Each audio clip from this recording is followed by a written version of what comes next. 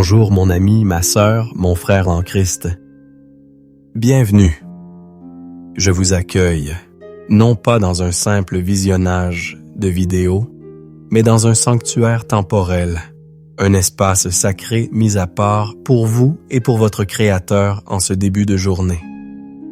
Prenez une profonde inspiration et comprenez que votre présence ici n'est pas le fruit du hasard, mais la réponse à un appel, un rendez-vous divin que le ciel a orchestré pour vous, précisément pour aujourd'hui.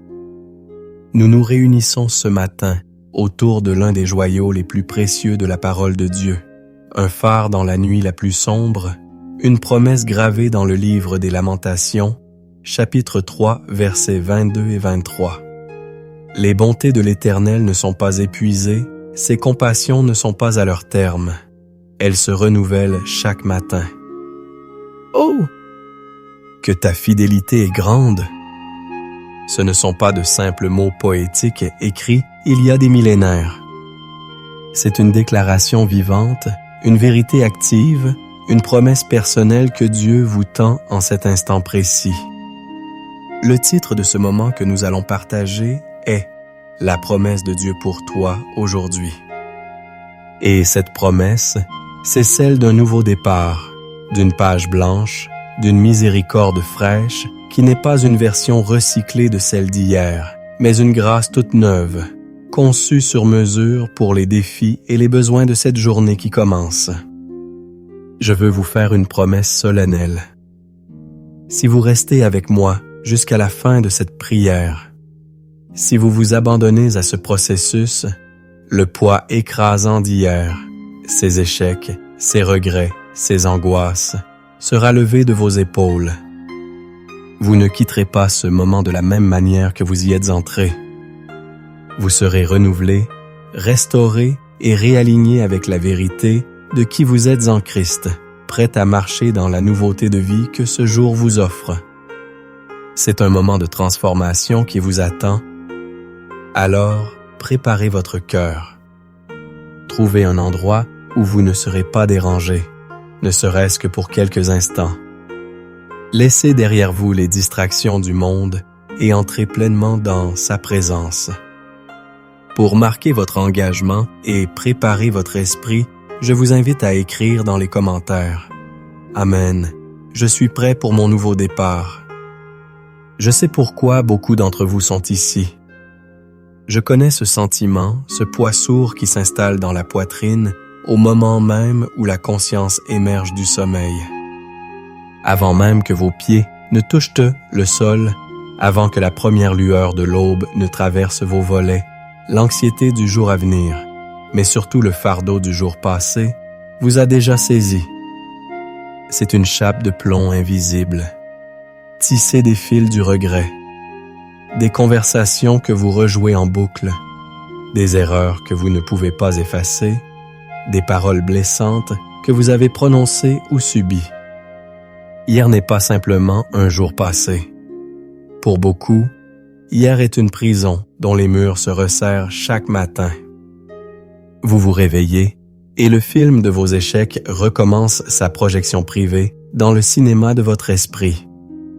Cet échec professionnel, cette dispute familiale, cette décision financière imprudente, cette faiblesse morale dont vous avez honte.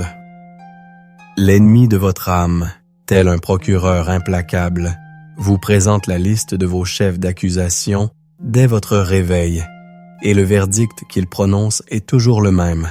Coupable, indigne, incapable, sans espoir. Et vous commencez votre journée déjà vaincue, portant sur vos épaules le cadavre de la journée précédente. La promesse d'un nouveau jour sonne creux, car vous avez le sentiment profond que ce ne sera qu'une simple répétition, une suite inévitable de la veille. D'où vient ce poids? Ses racines sont profondes et multiples. Pour certains, elles plongent dans l'enfance, dans des scripts familiaux, qui vous ont programmé à croire que vous n'êtes pas assez bon, que le succès n'est pas pour vous ou que vous finirez toujours par tout gâcher. Chaque échec d'adulte vient alors confirmer cette prophétie autoréalisatrice gravée dans votre cœur depuis si longtemps. Pour d'autres, la source est plus récente. C'est le miroir déformant des réseaux sociaux. Vous vous réveillez et le premier réflexe est de saisir votre téléphone.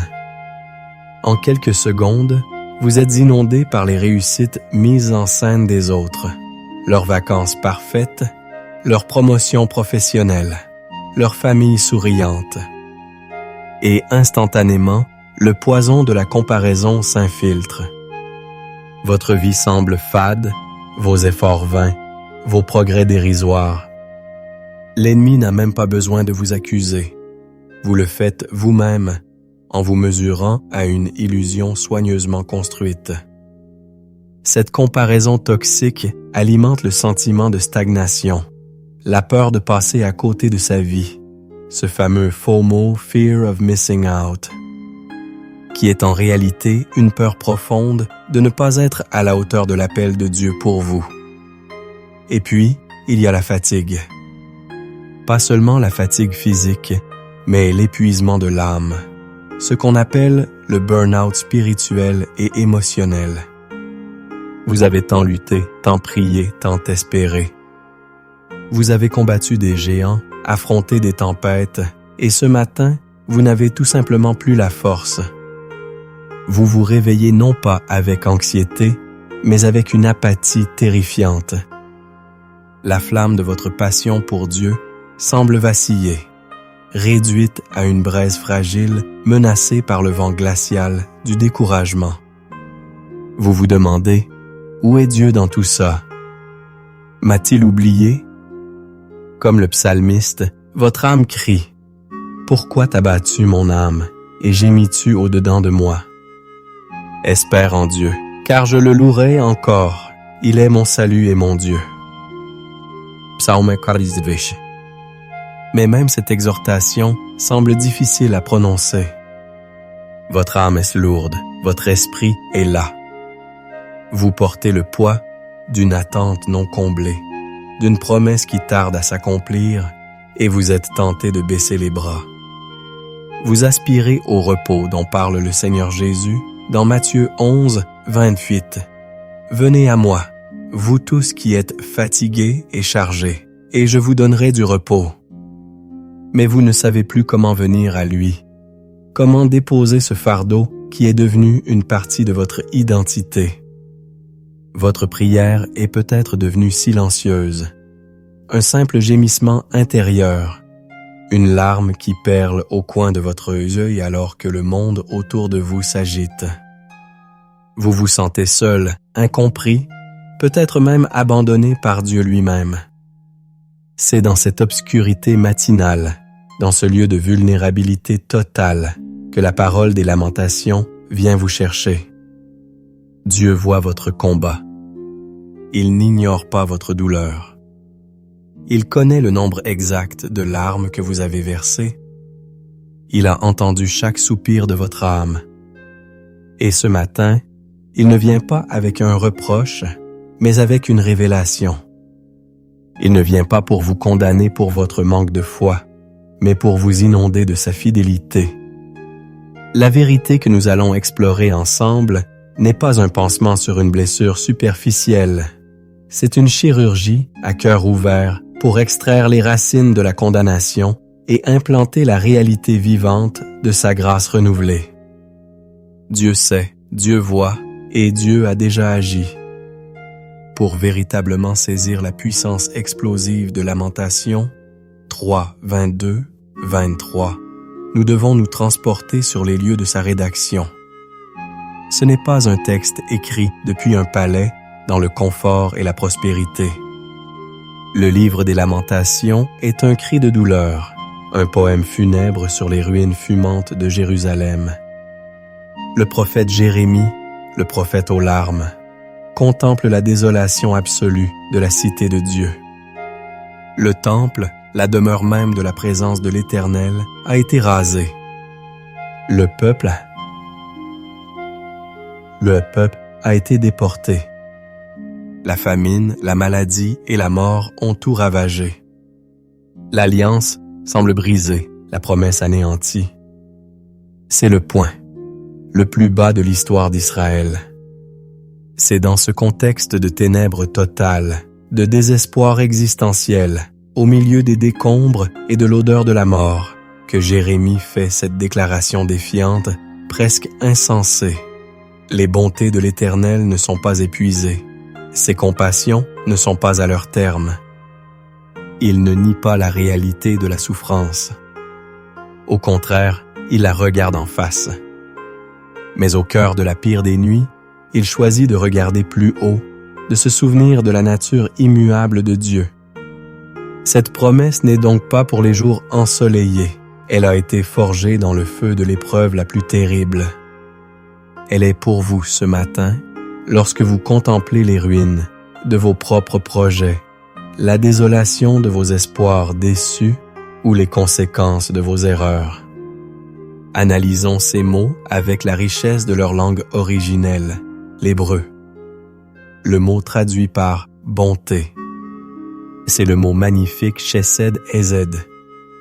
Ce terme est l'un des plus riches de la Bible. Il ne signifie pas seulement gentillesse, ô bonté. Le Chesed, c'est l'amour loyal, l'amour indéfectible de l'alliance. C'est un amour qui dit « Même si tu as été infidèle, moi, je reste fidèle à ma promesse. Même si tu m'as abandonné, je ne t'abandonnerai jamais. » C'est un amour qui n'est pas basé sur vos performances, mais sur le caractère de Dieu. Quand la Bible dit que les chesed de l'Éternel ne sont pas épuisés, cela signifie que sa réserve d'amour loyal envers vous est infinie. Vous ne pourrez jamais, par vos erreurs ou vos manquements, vider le réservoir du chesed de Dieu. Ensuite, le texte parle de ses compassions. Le mot hébreu. Be'es rachamim rahamim. Ce mot partage sa racine avec le mot rechem, qui signifie l'utérus, la matrice d'une mère. Le rachamim de Dieu est donc une compassion viscérale, profonde, maternelle. C'est la tendresse d'un parent pour son nouveau-né. Dieu ressent votre douleur, non pas de manière distante et intellectuelle, mais dans ses entrailles mêmes. Quand vous souffrez, il souffre avec vous. Et cette compassion, nous dit le texte, n'est pas à son terme. Elle ne s'éteint jamais. Pensez à l'histoire de David après son péché terrible avec Bathsheba et Uri.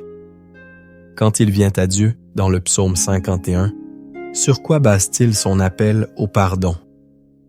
Non pas sur ses mérites passés, mais sur la nature de Dieu.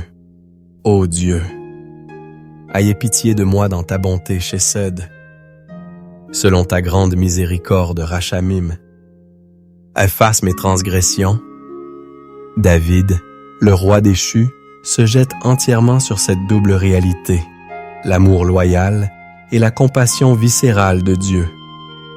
Il savait que même le péché le plus sombre ne pouvait éteindre le Chesed et le Rachamim divin. Et voici le moteur de notre espérance matinale. Elle se renouvelle chaque matin. Le verbe « renouveler » est Shadash Ada Esash, qui signifie rendre nouveau, réparer, restaurer. Ce n'est pas un simple remplissage de ce qui a été utilisé la veille. C'est une création nouvelle. La miséricorde que Dieu a pour vous ce matin n'est pas un reste de celle d'hier. C'est une miséricorde toute neuve, fraîche, conçue spécifiquement pour la journée d'aujourd'hui, avec ses défis, ses tentations et ses opportunités uniques. Imaginez que chaque matin, en vous réveillant, un chèque en blanc, signé par Dieu lui-même, est tiré sur les ressources inépuisables du ciel et déposé sur votre table de chevet. C'est l'image du Chesed renouvelé. Cela signifie que l'échec d'hier n'a plus aucun pouvoir sur les ressources qui vous sont allouées pour aujourd'hui. l'ardoise est effacée. Non pas symboliquement, mais réellement dans le tribunal céleste par le sang de Jésus. C'est exactement ce qu'a vécu l'apôtre Pierre. Imaginez le premier matin de Pierre après avoir renié Jésus 3 fois. Le poids de sa trahison, la honte, le son du chant du coq qui devait résonner dans ses oreilles comme un marteau. Il était prisonnier de son hier, mais sur les rives du lac de Tibériade, Jésus vient à sa rencontre. Il ne lui rappelle pas sa faute, mais il lui pose 3 fois la question de son amour. À chaque oui, tremblant de Pierre, Jésus lui donne une nouvelle mission. Paie mes brebis. C'était le chesed et le rachamim de Dieu en action, se renouvelant pour Pierre en ce matin de restauration. Votre échec le plus cuisant n'est pas la fin de votre histoire, c'est simplement l'occasion pour Dieu de vous montrer la puissance de sa miséricorde renouvelée. Et sur quoi tout cela repose-t-il? La fin du verset nous le dit. « Oh, que ta fidélité est grande, ça! Est grande! » Le mot hébreu pour « en fidélité » est « emuna aemvna » qui a la même racine que notre mot « amen ». Emuna ne signifie pas seulement croire, mais aussi solidité, fiabilité, constance. La fidélité de Dieu est le rocher inébranlable sur lequel sa miséricorde est fondée. Nos émotions fluctuent. Notre foi vacille. Nos résolutions s'effritent. Mais lui, Dieu, ne change pas. Sa nature est la constance même. Le fait que sa miséricorde soit nouvelle chaque matin ne dépend pas de notre performance de la veille, mais de sa fidélité éternelle. L'histoire de Joseph l'illustre parfaitement. Vendu par ses frères, faussement accusé, jeté en prison. Combien de matins s'est-il réveillé dans le désespoir? Pourtant, même dans la citerne, même dans la cellule, le chesed de Dieu se renouvelait pour lui, le préparant jour après jour à devenir le sauveur de sa famille et de toute une nation. Dieu était fidèle à son plan, même quand les circonstances criaient le contraire. Votre situation actuelle n'est pas le déterminant final de la fidélité de Dieu. Son caractère l'est. Comment appliquer cela à notre vie moderne, face au burn-out, à la pression digitale? Quand vous vous sentez épuisé, rappelez-vous que la miséricorde renouvelée n'est pas une tâche de plus à accomplir, mais une force à recevoir. C'est la permission divine de ne pas avoir à être parfait, de pouvoir commencer la journée avec un réservoir plein, non pas de votre propre force, mais de la sienne. Face à la comparaison sur les réseaux sociaux, la miséricorde renouvelée est le rappel que votre valeur n'est pas à gagner ou à prouver aujourd'hui. Elle vous est donnée gratuitement par le chesed de Dieu. Votre identité n'est pas dans le nombre de likes, mais dans le fait que le Créateur de l'univers vous aime avec un amour loyal, indéfectible et nouveau chaque matin. Cela désarme la tyrannie de la performance et vous libère pour être simplement vous-même, l'enfant bien-aimé de Dieu, tel que vous êtes ce matin. Maintenant, nous allons passer de l'écoute intellectuelle à la réception spirituelle. La théologie la plus profonde reste lettre morte, si elle ne descend pas de notre tête à notre cœur pour devenir une expérience vécue. Je vais donc vous guider pour préparer votre cœur à recevoir et à s'approprier pleinement cette vérité dans la prière. C'est une étape cruciale. Nous devons vider nos mains avant de pouvoir recevoir ce que Dieu a pour nous. La première étape est l'aveu sincère et la repentance. Reconnaissons devant Dieu que nous avons souvent choisi de porter le fardeau d'hier au lieu de lui faire confiance. Nous avons écouté la voix de l'accusateur plus que la voix de sa grâce. La parole déclare dans 1 Jean 1,9 « Si nous confessons nos péchés, il est fidèle et juste pour nous les pardonner et pour nous purifier de toute iniquité. Prenez un instant et, dans le silence de votre cœur, confessez-lui cette tendance à vous accrocher au passé. La deuxième étape est de relâcher et de pardonner. Il est impossible de recevoir la miséricorde de Dieu pour soi-même tout en retenant la rancune envers les autres. Le poids que vous portez est peut-être fait des offenses que d'autres vous ont infligées. Jésus nous enseigne dans Matthieu 6,15 « Mais si vous ne pardonnez pas aux hommes, votre Père ne vous pardonnera pas non plus vos offenses. » Pardonner n'est pas excuser l'autre, c'est vous libérer de la prison de l'amertume. Choisissez maintenant de pardonner à ceux qui vous ont blessé. Visualisez leur visage et déclarez, même à voix basse, « Au nom de Jésus, je te pardonne. » Je te remets entre les mains de Dieu. Enfin, la troisième étape est l'abandon et la consécration. Il est temps de déposer consciemment ce sac de pierre que vous portez. Visualisez-vous au pied de la croix. Un par un, déposez chaque regret, chaque échec, chaque honte, chaque anxiété. Abandonnez votre besoin de tout contrôler, votre peur de l'avenir, votre déception du passé. Offrez à Dieu les morceaux brisés de votre hier en ayant confiance qu'il est l'artisan expert capable de créer quelque chose de nouveau et de beau. Votre cœur est fin. Est maintenant prêt. Entrons ensemble dans le lieu très saint par la puissance du sang de Jésus pour prier et nous approprier la promesse de ce nouveau matin.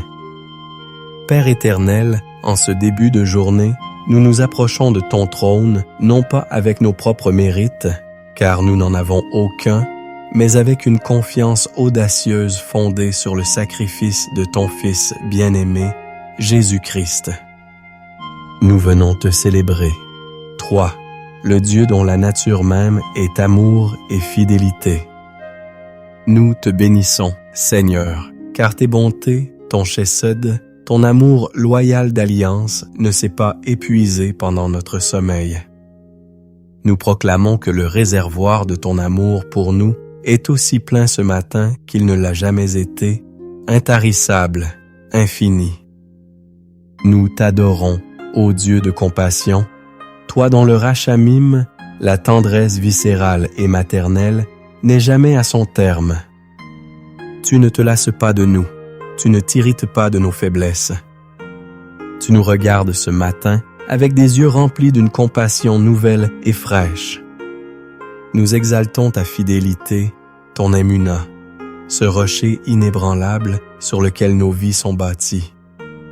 Quand tout autour de nous change, quand nos propres cœurs sont inconstants, tu demeures le même, hier, aujourd'hui et éternellement.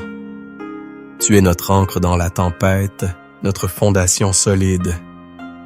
Reçois notre louange, ô Dieu 3 fois saint, pour le miracle quotidien de ta grâce renouvelée.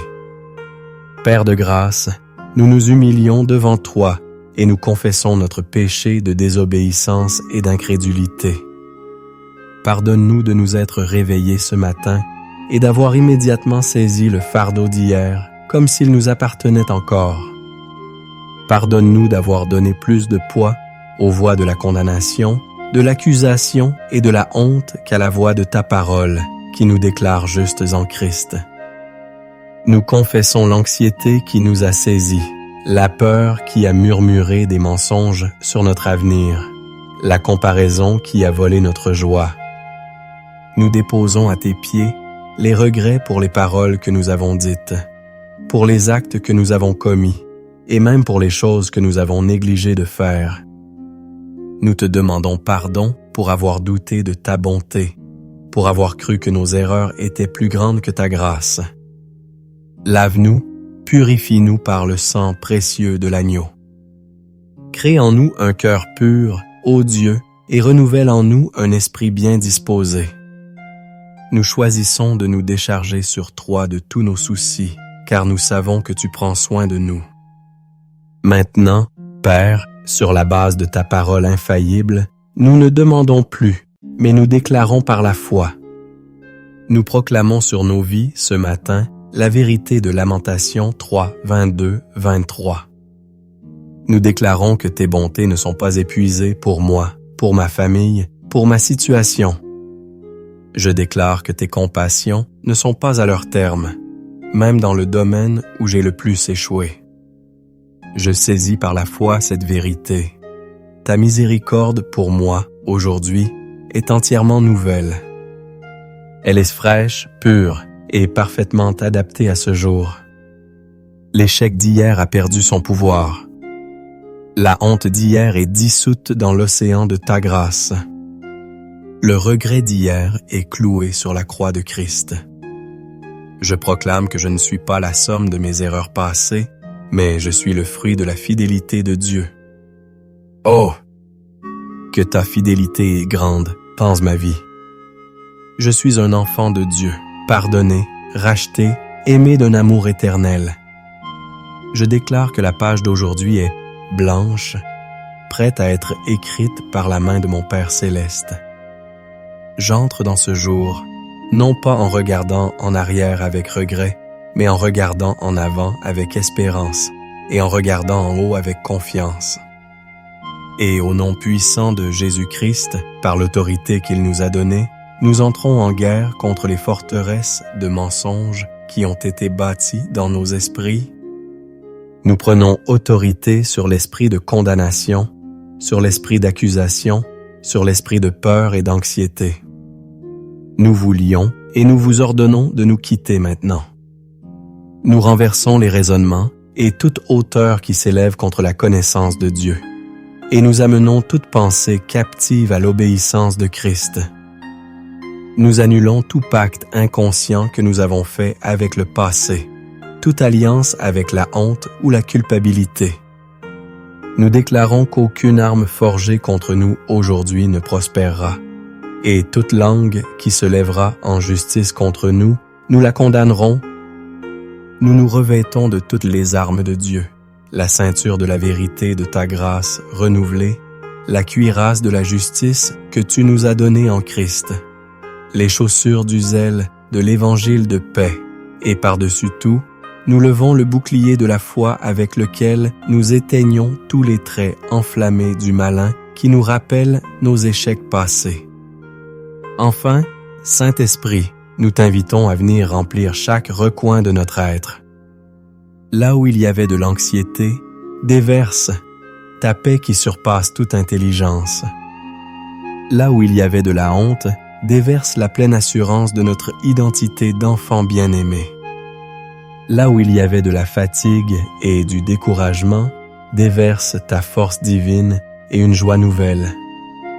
Restaure notre âme. Ranime la flamme de notre premier amour pour toi. Donne-nous ce matin une sagesse nouvelle pour nos décisions, une perspective nouvelle pour nos défis, un amour nouveau pour les personnes que nous allons rencontrer.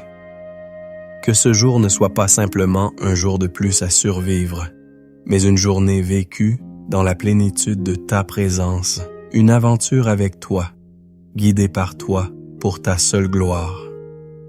Nous recevons maintenant ton esprit.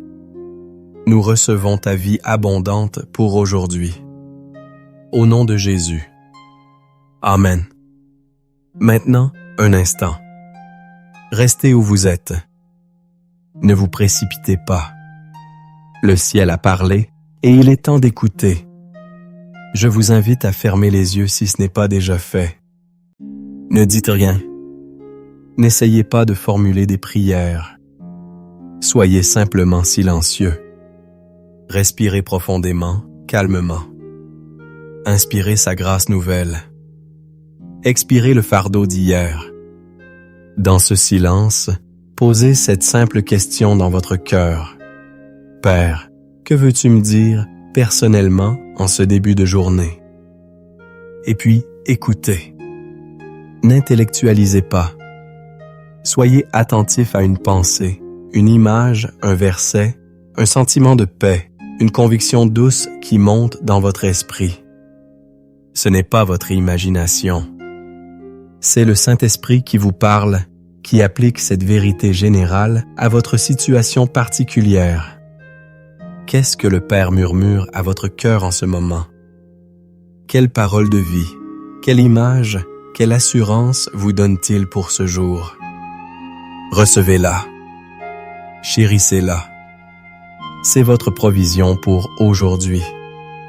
N'en doutez pas, Dieu parle au cœur de celui qui écoute.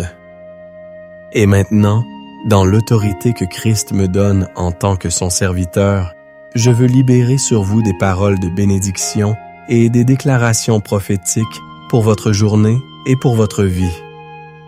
Recevez-les par la foi. Sur votre vie spirituelle, je déclare que vous entendez la voix du bon berger aujourd'hui et que vous ne suivrez pas la voix de l'étranger. Je déclare qu'une faim et une soif nouvelle pour la parole de Dieu et sa présence naissent en vous. Votre relation avec lui devient plus profonde, plus intime, plus réelle que jamais auparavant. Car il est écrit, « Mes brebis entendent ma voix, je les connais et elles me suivent. » Jean Tirnicia. Sur votre santé, sur votre corps, je déclare la puissance de la vie et de la guérison de Christ. Je maudis toute maladie, toute douleur, toute infirmité à la racine. Je proclame que par les meurtrissures du vir de Jésus, vous avez été guéris. Je libère la force divine dans vos membres, la vitalité dans vos organes et la clarté dans votre esprit. Car il est écrit, c'est par ces meurtrissures que nous sommes guéris. Ésaïe 53:5. Sur vos finances, je brise tout esprit de manque, de dette et de stagnation. Je déclare que les écluses des cieux s'ouvrent sur vous. Je prophétise que Dieu vous donne la sagesse de créer de la richesse et qu'il pourvoit à tous vos besoins, selon sa richesse, avec gloire en Jésus-Christ. Vous serez la tête et non la queue. Vous prêterez et vous n'emprunterez pas. Car il est écrit, « L'Éternel t'ouvrira son bon trésor, le ciel, pour envoyer à ton pays la pluie en son temps et pour bénir tout le travail de tes mains. » Deutéronome 28:12. Sur votre famille, sur votre mariage, sur vos enfants, sur vos relations, je libère la paix de Dieu qui agit comme un arbitre. Je brise tout cycle de disputes, de divisions et de malentendus. Je déclare que votre maison est un havre de paix, d'amour et de pardon. Je prophétise que vos enfants seront instruits par l'Éternel et que leur paix sera grande. Car il est écrit, « Tous tes fils seront disciples de l'Éternel, et grande sera la prospérité de tes fils. » Ésaïe 54. Sur votre destinée et votre appel, je déclare que le brouillard de la confusion se dissipe ce matin. Je prophétise que Dieu aligne les circonstances, les rencontres divines et les portes ouvertes pour vous propulser dans l'appel qu'il a sur votre vie. Vous n'êtes pas en retard, vous n'êtes pas disqualifié. Vous êtes l'ouvrage de Dieu, créé en Jésus-Christ pour de bonnes œuvres qu'il a préparées d'avance afin que vous les pratiquiez. Éphésiens 2:10. Sur votre journée, je déclare une protection divine complète. Aucun mal ne vous arrivera, aucun fléau n'approchera de votre tente. Les anges de Dieu campent autour de vous. Je déclare que l'Éternel gardera votre départ et votre arrivée, dès maintenant et à jamais. Psalm 128. Et enfin, sur votre cœur, je libère une joie surnaturelle et une paix inébranlable qui ne dépendent pas des circonstances, mais de la présence du Saint-Esprit en vous. Que le Dieu de l'espérance vous remplisse de toute joie et de toute paix dans la foi, pour que vous abondiez en espérance par la puissance du Saint-Esprit. Romains 15:3. Et maintenant, recevez la bénédiction sacerdotale de Dieu. Que l'Éternel te bénisse et qu'il te garde. Que l'Éternel fasse luire sa face sur toi et qu'il t'accorde sa grâce. Que l'Éternel tourne sa face vers toi et qu'il te donne la paix. Amen. Vous avez été équipés. Vous avez été renouvelés. La promesse de Dieu pour vous aujourd'hui n'est pas une simple idée. C'est une réalité que vous portez maintenant en vous. Ne la laissez pas s'échapper. Tout au long de cette journée, lorsque la voix du passé tentera de revenir, rappelez-vous avec force. Non. Les bontés de l'Éternel ne sont pas épuisées. Sa miséricorde pour moi est nouvelle en cet instant précis. Marchez dans cette journée, non pas comme un survivant d'hier, mais comme un enfant bien-aimé de Dieu, porteur d'une grâce toute neuve. Je veux vous lancer un défi. Revenez à cette prière, à ce moment de consécration, chaque matin pendant les 7 prochains jours. Permettez à cette vérité de s'enraciner si profondément dans votre esprit qu'elle deviendra votre premier réflexe au réveil et non plus l'anxiété. Si cette prière a touché votre cœur, si vous avez senti le poids se lever, faites-le savoir. Cliquez sur le bouton « J'aime » pour témoigner de l'œuvre de Dieu. Écrivez dans les commentaires « Je marche dans la nouveauté de ce jour » pour sceller cette décision dans votre cœur. Partagez cette vidéo. Vous ne savez pas qui, dans votre entourage, se réveille chaque matin écrasé par le fardeau d'hier. Votre partage peut être le canal par lequel la miséricorde de Dieu vient le toucher. Et si ce n'est pas encore fait, je vous invite à vous abonner à la chaîne pour ne manquer aucun de ces rendez-vous divins que nous avons ensemble. Pour continuer à demeurer dans cette atmosphère de prière ce soir, je vous invite à cliquer sur la playlist des prières du soir qui s'affiche maintenant sur votre écran.